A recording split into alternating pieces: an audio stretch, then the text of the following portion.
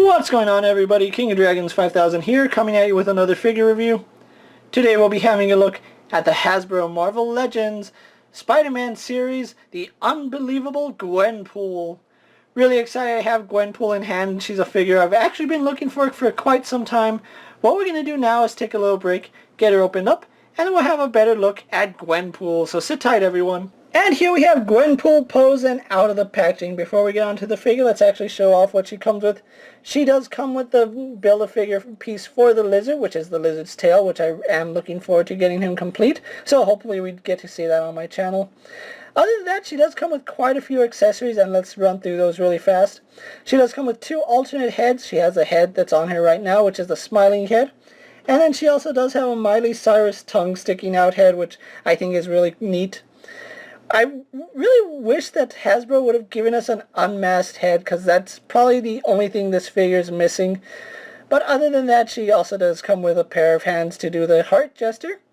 She comes with two grip hands for her katanas. She also does come with a peace sign for her left hand. And then we have a hand that's designed to hold her phone, which is meant to go on the right hand side. As far as her other accessories go, she does come with a pair of katanas, which she has on her back right now, which they do go in the little penguin backpack, and I think that's really cute. They are the same katanas that we've seen with Deadpool and Blade, and they do fit in her grip hands.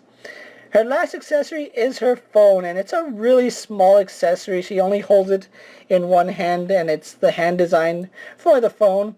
And if you don't want her holding it, it does fit on her holster right here, which I really do like that Hasbro gave us something to hold all her accessories.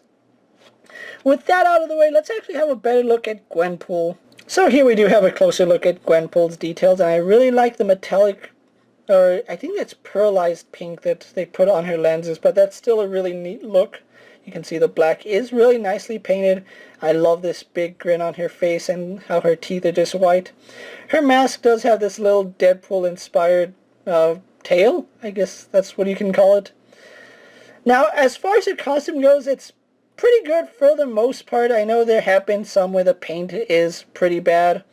There is some paint errors on mine, which on the back you can see those two pink little dots, but it's nothing too bad. I can live with it. I love the details they put on her penguin backpack. The stitching is actually really nice, and they actually sculpted a zipper on the penguin. I think that's pretty cool. You can see the silver studs are painted on. They're not sculpted, which is a little bit unfortunate. Her pink is really bright, as well as the white. It is a little soft on one side, but that is because they painted white over pink and they didn't apply enough layers. You can see she does wear some wrist guards right there, which look pretty good. The brown is nicely painted. She has a belt going across her waist. And then we have her utility belt with the big G on her, or for her buckle. And again, her phone can be stored in this little pouch right there. She has no pants, and one thing I will be removing is this little indentation of what series she comes from. That's a manufacturing thing. But then we get on to her shin guards, which I like that the shin guards are actually pearlized. They're not just a flat white. They actually have this pearlescent look to them. And you can see the pink is sculpted and painted really nice. And we have her tube socks going up to her calf. And then we go on to her shoes, which are pink shoes. Unfortunately, they didn't paint the laces. I would have liked to see them at least paint the laces white just to break up all that pink.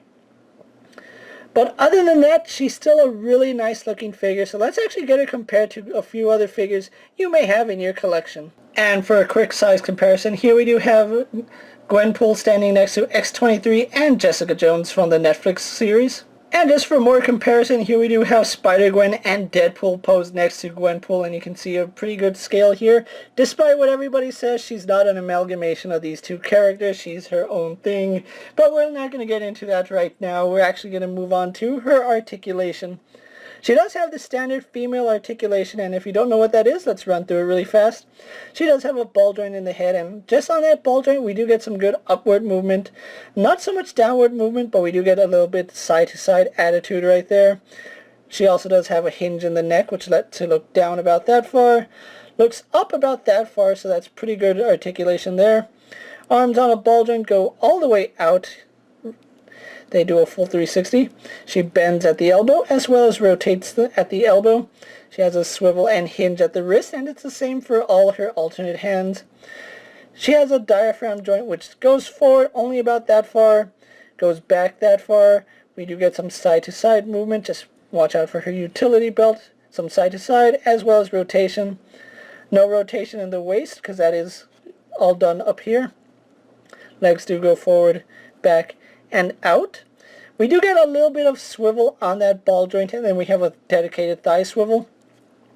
She has double jointed knees, which work pretty well. No boot swivel, but we do get a swivel underneath her sock, which works pretty good. A hinge that goes back, not so far forward, and then forward-facing pin for rocker ankle. So overall, pretty good articulation on Gwenpool here. So what we're going to do now is take a little break, get her posed for my final thoughts, and then we'll wrap up this review. So sit tight, everyone. So here we have Gwenpool posed for my final thoughts, and this is one figure I've been looking forward to for a really long time. I've actually wanted a Gwenpool figure for my collection, and I'm really glad I finally have her in hand. I actually found Gwenpool at Walmart, and I wasn't really planning on finding anything, but it was a surprise seeing her there. I just had to pick her up, especially because she is one per case, I believe. But overall, I really do think this is a figure you must have in your collection, especially if you're a fan of Deadpool, Gwenpool, Spider-Gwen, or all those characters. She's a really fun figure to have in your collection, and there's so many possibilities with her accessories. With that being said, guys, I'm KingofDragons 5000. Don't forget to like this video, leave a comment, subscribe to my channel. Go check out all my other action figure reviews as well as all my other Marvel videos. Hopefully you find them informative. As always, if there's a figure you would like to see me review, let me know down in the comments. And if it fits in my collection, I'll have a look at it. And until next time, guys, I'll see you later. Take care, everyone.